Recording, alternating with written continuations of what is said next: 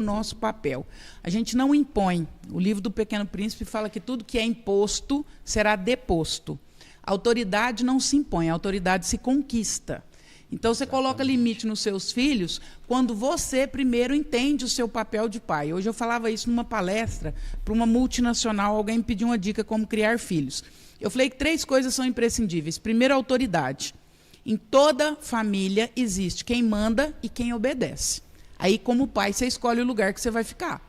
Sempre alguém vai mandar e alguém vai obedecer. Exatamente. Então, a primeira coisa que os pais precisam fazer é retomar o seu lugar de autoridade. A gente precisa entender que se filho não precisasse de pai, nós seríamos como o resto da criação. Todos os outros bichos parem os seus filhotes e vão embora. O filhote vai para um lado, a mãe e o pai vai para o outro. Se vira. O único animal na criação que nasce incompleto, que os pais precisam acompanhar por um tempo, é a raça humana. Isso já diz muito a nosso respeito. Então, se a gente precisa acompanhar os nossos filhotes por algum tempo, é porque, de certa forma, eles precisam de nós. Exatamente. Então, primeiro, retome o seu lugar de autoridade. Depois, a sua casa precisa existir regra. Não é a casa da mãe Joana. Boa. Aliás, Boa. você sabe por que o ditado casa da mãe Joana? Não, é bom a senhora, até a senhora explicar. Eu vejo, a gente vê muito esse jargão, né? Ah, aqui não é a casa da mãe Joana, não. Às vezes eu uso isso com o país. Eu falo, ó, o país aqui é a casa da mãe Joana, porque vem gente de todos os países e vem aqui, não sabe, não quer obedecer lei, não quer nada. Então, de onde veio esse caso da mãe Joana? Você já viu aquele bichinho Joaninha? Joaninha. Que tem a asa pintadinha? Sim. Aquela é a mãe Joana, é a Joaninha. A Joaninha, ela vai tendo os outros besorrinhos, ela vai colocando todos debaixo da asa e ela não deixa nenhum sair. Então, ela, por meses, carrega centenas de besorrinhos debaixo da asa dela e fica ali protegendo os besorrinhos. Ó, é daí que vem esse daí. Daí Olha, o ditado mano, casa cultura, da mãe pô. Joana. Olha, tá vendo? Em casa, autoridade, depois regras e depois afeto.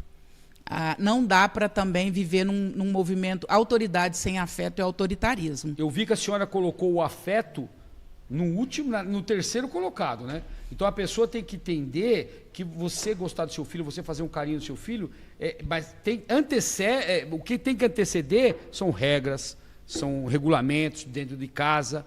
Então é bom a senhora falar isso daí, é ótimo. É importante, Castro, porque me permita te chamar de Castro, Não, né? fica à Minha vontade, família doutora. inteira é de militares, Boa, a eu senhora estou falou super à lá, vontade que com o ótimo, senhor. que ótimo, que ótimo, que ótimo.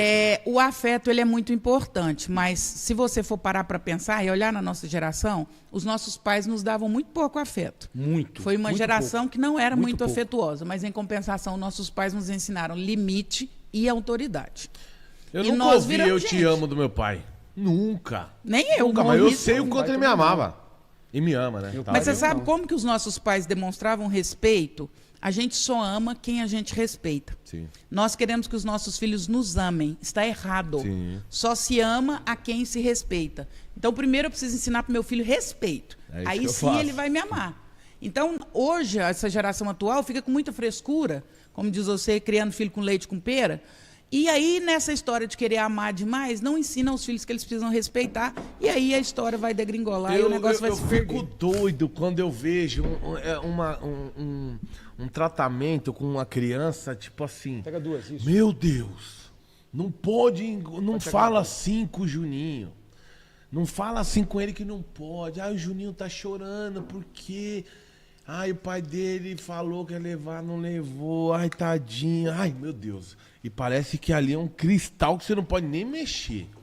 Parece que você não pode nem falar. Tipo assim, você não tá vendo, caralho, que o moleque tá mexendo na porra do vaso ali que não é pra mexer? Isso falando com família.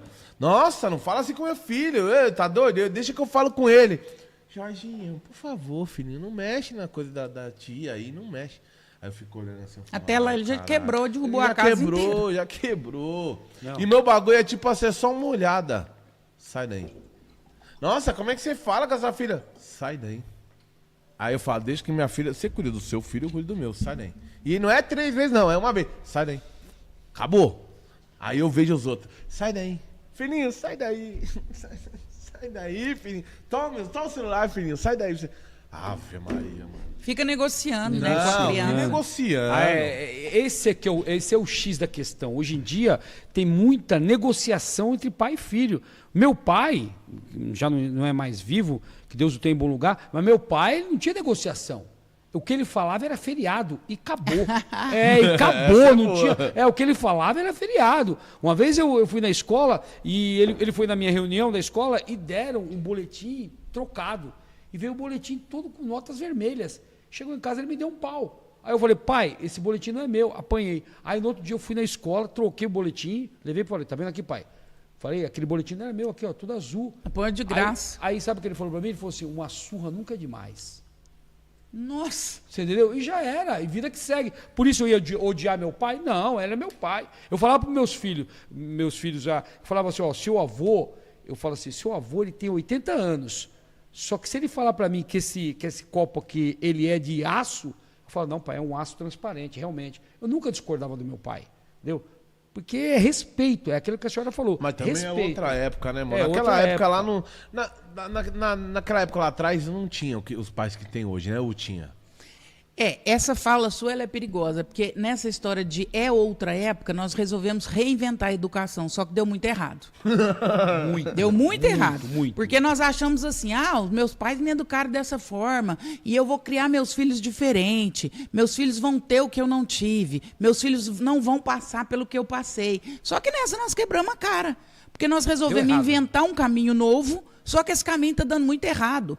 Olha para nós aqui, para a nossa geração, tudo bem que os nossos pais tiveram lá os erros deles, mas nós somos seres humanos viáveis. Nós viramos gente, trocando em miúdo, como dizem em Minas. Então, nossos pais tiveram os erros deles, mas nós viramos gente, nós somos seres humanos viáveis. E aí nós resolvemos inventar um novo modelo de educação, só que está dando errado. Nós estamos criando seres humanos frouxos, que não suportam regras, que entram dentro da empresa, não suportam autoridade. Aí o chefe chama atenção, o Juninho já chega em casa, o meu supervisor me chamou atenção. Pede demissão. Aí a mãe fala aquela frase maravilhosa, pede demissão porque você não precisa disso.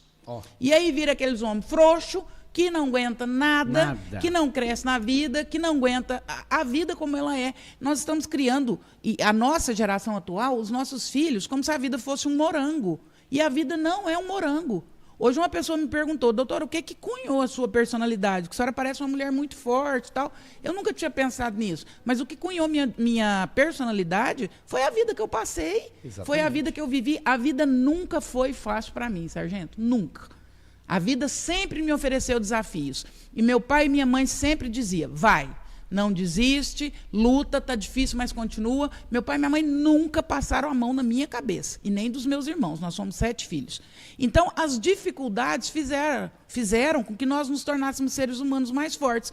Hoje, nós estamos fazendo o caminho inverso. Nós estamos fragilizando os nossos filhos. Estamos criando uma geração pelinha de ovo, que não aguenta nada, que não suporta nada. Qual que vai ser o futuro dessa história? Como que as pessoas vão se comportar? Eu falo muito, pessoal da educação positiva, pega muito no meu pé, né? E mete o pau em mim, e hater, enfim, não estou nem aí com isso. Também. Porque tem que ter educação positiva. O senhor sabe o que é educação positiva? Não. Educação positiva é criar a criança com mais liberdade, é discutir com ela as regras, é chegar à conclusão junto com ela no que é bom para ela. Gente, desde quando isso funciona? Educação positiva é não poder falar não. Então, imagina você lá no médico. O médico é educação positiva. Aí o senhor chega lá, vamos supor que o senhor fuma. Aí o médico fala assim, olha, Cássio, deixa eu te contar. O senhor está à beira de um câncer de pulmão. O que você acha que nós devemos fazer? Nós devemos parar de fumar? Ou o senhor quer continuar fumando para o senhor ter um câncer? Vamos decidir juntos.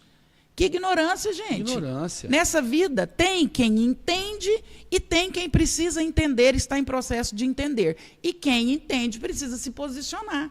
Hoje nós temos pais e mães com medo de se posicionar, com medo dos filhos. Essa é a verdade. Nós estamos com medo dos nossos filhos, de se posicionar, de tomar uma decisão e os nossos filhos espanarem a cabeça. Só que está acontecendo o inverso.